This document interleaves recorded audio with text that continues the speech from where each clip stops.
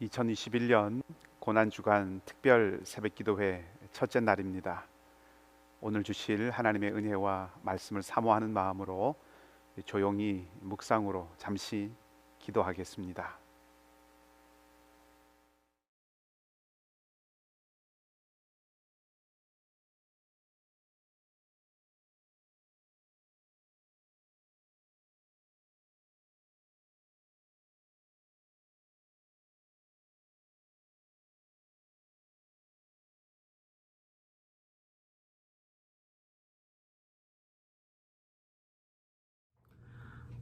고난주간 특별 새벽 기도의 첫째 날 저희들에게 주신 하나님의 말씀은 마가복음 11장 20에서 25절까지 말씀입니다.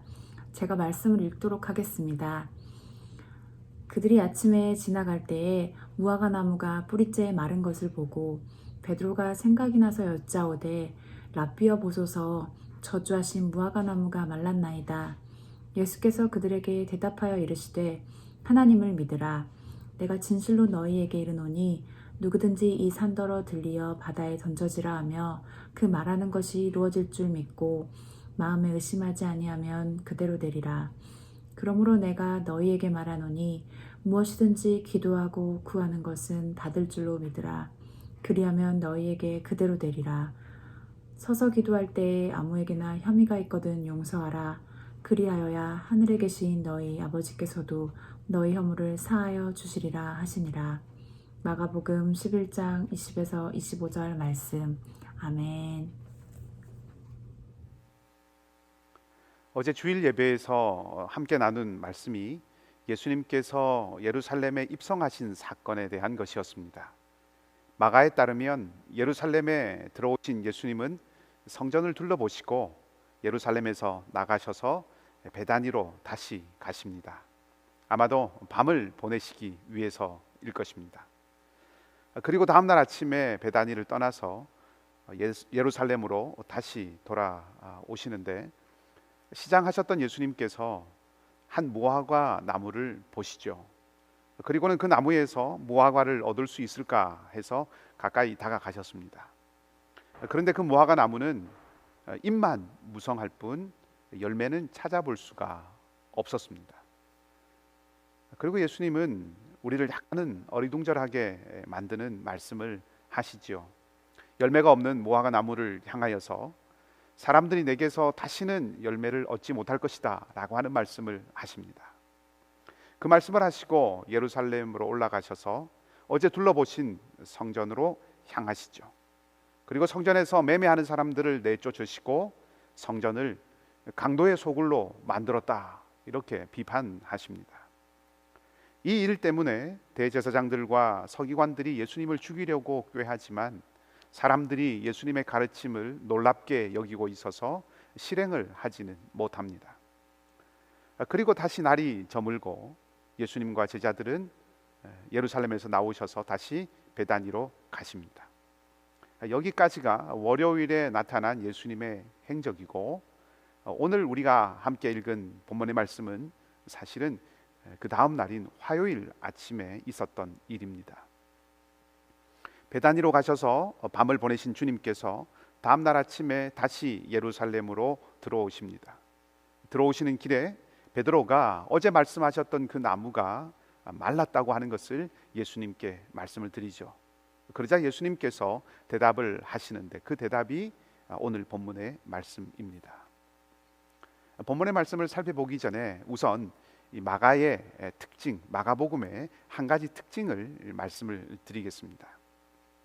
마가는 복음서를 기록하면서 한 가지 재미있는 방식을 사용했는데 사람들은 그것을 샌드위치 기법이다 이렇게 이름을 붙였습니다. 샌드위치라고 하는 것은 두 개의 빵이 있고 그 빵 사이에 샐러드나 혹은 햄 같은 것들이 들어있는 음식이죠. 그러니까 빵과 햄 이 두 가지 서로 다른 재료이지만 샌드위치라고 하는 하나의 음식을 구성하고 있고 또 가운데 들어있는 이 햄은 두 개의 빵이 감싸고 있는 그런 구조입니다. 예를 들면 야이로의 딸이 아프다는 소식을 듣고 예수님께서 길을 가시는 중에 12해를 혈루증으로 앓았던 여인이 나타납니다. 야이로의 집을 향해 가시던 예수님의 발걸음을 그 여인이 멈추게 하고, 동시에 이제까지 진행되던 야이로와 그 딸에 대한 이야기도 멈추어지고 12해를 혈루증으로 앓았던 그 여인의 이야기도 바뀌게 됩니다. 그리고 이 여인이 고침을 받죠. 그리고 난 이후에 다시 야이로와 또 야이로의 딸과 관련된 이야기가 이어집니다. 야이로의 딸을 살리는 이야기가 12해를 혈루증으로 앓았던 여인의 치유 이야기, 이 치유 이야기를 마치 햄을 감싼 두 개의 빵처럼 앞뒤에 있다 하는 것이죠. 이것이 이제 샌드위치 구조입니다. 이 샌드위치 구조가 바깥에 있는 이야기 그리고 안에 있는 이야기, 이 두 이야기가 서로 연결되어 있는 주제를 가지고 있다라고 하는 것을 보여주는 방식입니다. 야이로의 딸도 12살이었고요. 혈루증을 앓았던 그 여인이 그 병을 앓았던 기간도 12해 12년이었습니다. 야이로의 딸은 죽었다가 살아나게 되고, 혈루증을 앓았던 이 여인도 질병에서 고침받고 또 사회적으로 삶을 회복하게 되죠. 같은 주제, 비슷한 주제가 함께 이 이야기들 속에 어우러져 있다 하는 것입니다.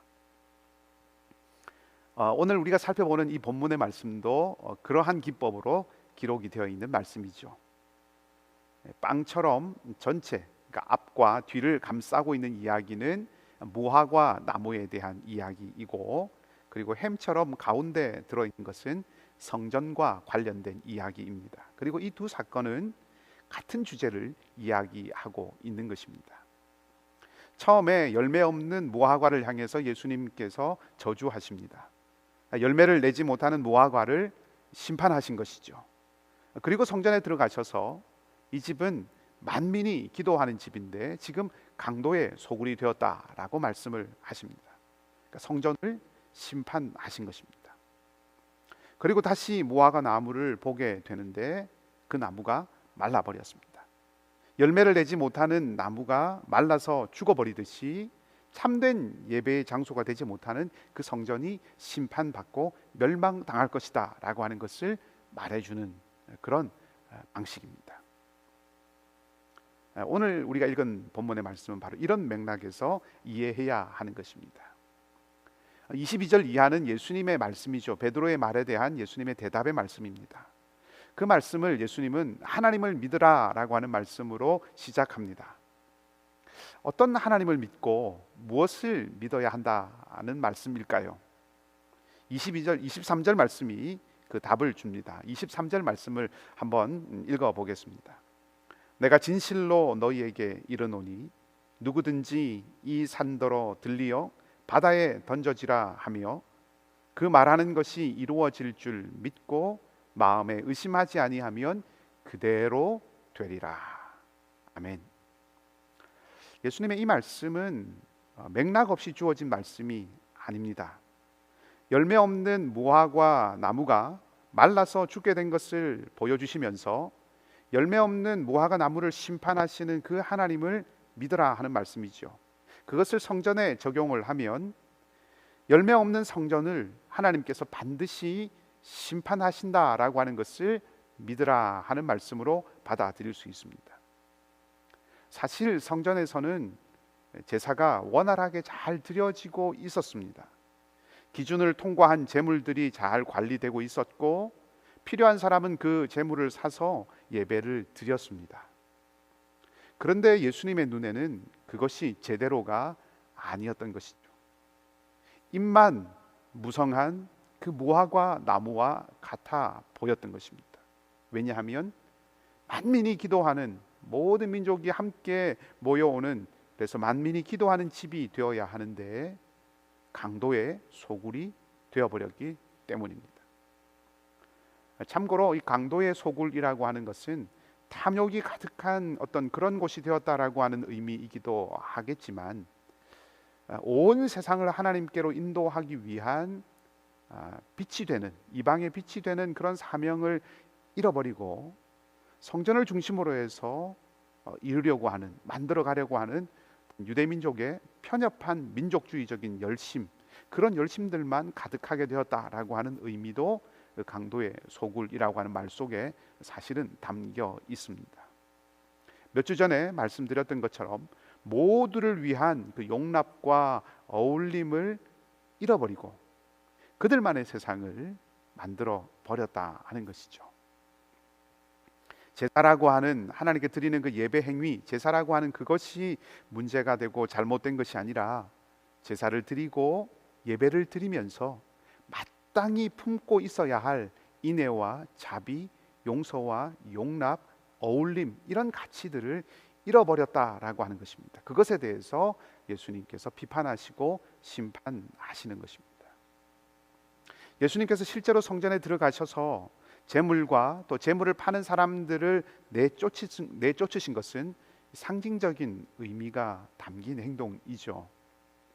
죄물이 있어야 제사를 드리는데 예수님께서 사람들을 쫓아내심으로 말미암아서 재물이 없어지고, 그래서 제사 드리는 곳으로서의 그런 성전의 기능이 아주 잠시 동안이지만 정지해 버립니다. 더 이상 제사를 드리지 못하는 곳이 되어버린 거죠. 자, 더 이상 제사를 드리지 못하는 성전은 이제 성전이 아닙니다. 그러면 있을 필요가 없는 것이죠. 그런 의미에서 예수님이 성전의 기능을 정지시키고 그것을 통해서 성전이 심판을 받았다라고 하는 것을 보여주시는 것입니다. 자, 그런 맥락에서 오늘 말씀을 보면 본문에 나오는 이 산은 어떤 산입니까? 이것은 예루살렘 성전이 있는 산이라고 생각할 수 있습니다. 산이 바다에 던져진다고 하는 것은 멸망당한다는 것이죠. 성전이 있는 이 산이 바다에 던져진다는 것은 성전이 멸망할 것이다 라고 하는 것입니다. 24절 말씀은 23절을 다시 한번 확인하는 말씀입니다.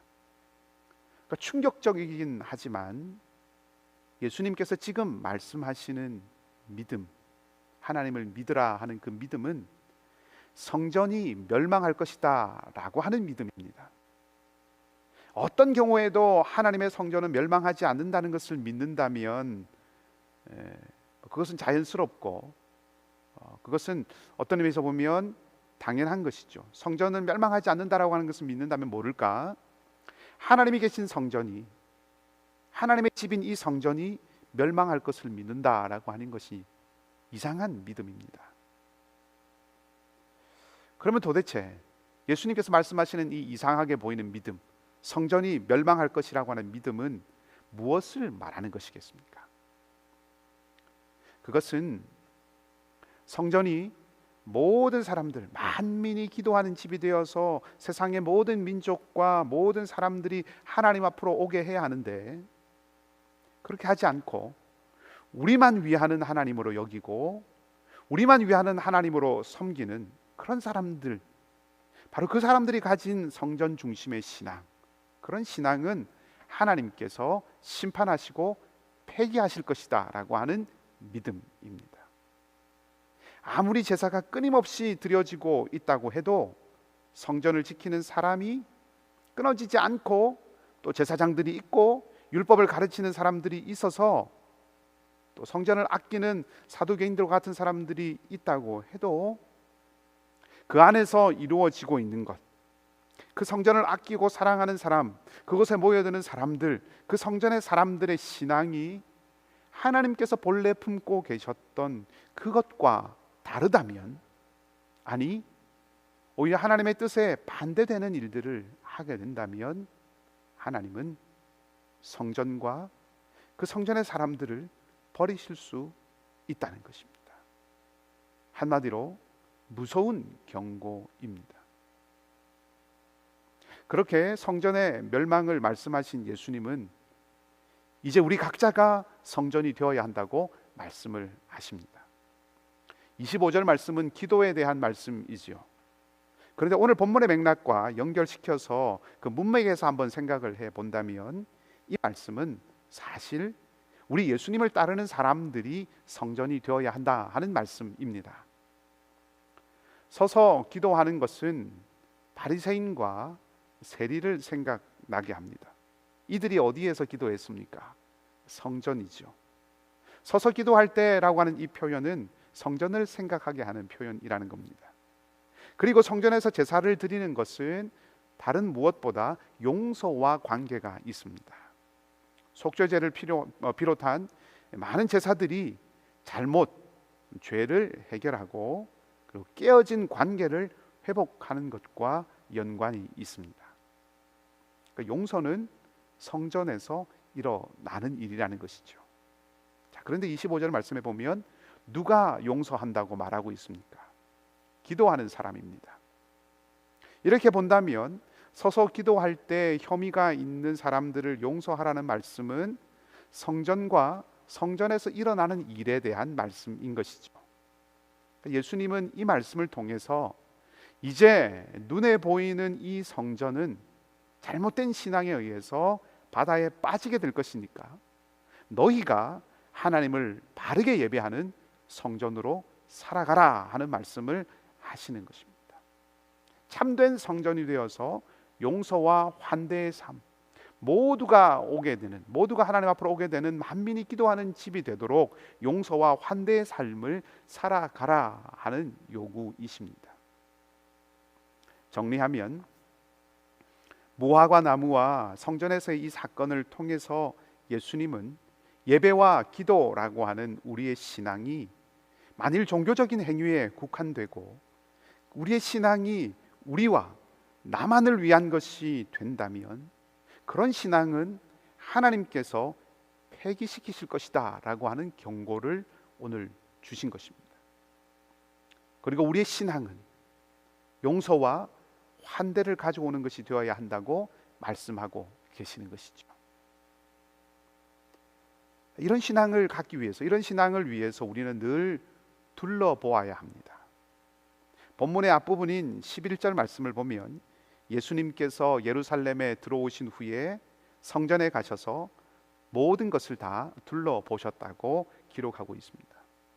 그리고 내리신 결론이 성전에 대한 심판인 것이죠. 우리도 날마다 둘러보아야 합니다. 바울은 우리 몸이 성령이 거하시는 성전이라고 했습니다. 우리를 통해서 용서하시고 용납해 주신 그 하나님의 은혜와 사랑이 나타나고 있는지 둘러보아야 한다는 것입니다. 오직 예수 그리스도 우리의 주님의 가르침과 그 모범이 나타나는 삶, 그 모범이 나타나는 공동체가 되고 있는지 둘러보아야 한다는 말씀입니다. 정리하겠습니다. 오늘 주님께서 우리를 위해서 고난당하시고 십자가를 지신 순환주간의 첫날입니다. 성전을 둘러보신 주님은 그 성전을 바라보시면서 잎만 무성한 무화과 나무와 같다라고 그렇게 판단하셨는데 우리를 둘러보시면 주님은 무엇이라고 말씀하시겠습니까? 예수님이 요구하셨던 성전이 멸망할 것이라고 하는 그 이상한 믿음을 오늘 우리도 소유하기를 원합니다. 구원의 하나님을 본받아서 용서와 환대의 삶을 살아가지 않고 제사와 그 제사 행위만 이어지는 공동체와 그런 신앙은 반드시 바다에 던져질 것이다 라고 하는 그 믿음을 가지기를 바랍니다. 그리하여서 종교적인 안일함만이 우리를 두르는 것이 아니라 말씀으로 우리의 삶을 돌아보아서 내 안에 잘못된 신앙은 바다에 빠지라고 선언하고 바다에 빠지도록 기도하며 오직 용서와 환대가 살아있는 그런 새로운 성전으로 살아간 그런 삶을 결단하십시다. 이 은혜가 새로운 성전으로 살아가는 이 삶의 결단이 넘치는 오늘 하루의 삶이 되기를 주님의 이름으로 축복합니다. 우리 이 시간 함께 조용히 기도하기를 원합니다. 우리 안에 던져져야 할, 바다에 던져져야 할 약함이 있는지 살펴보십시다. 나와 내 힘으로는 그것들을 던져버릴 수 없지만 하나님께서 던져주실 것을 믿고 하나님 앞에 그 약함을 맡겨 드리십시다. 그리고 내 삶을 늘 돌아보겠다고 고백하십시다. 새로운 성전으로 살아가라고 구원의 은혜를 베풀어 주신 그 하나님의 은혜를 기억하며 우리 잠시 조용히 기도하겠습니다.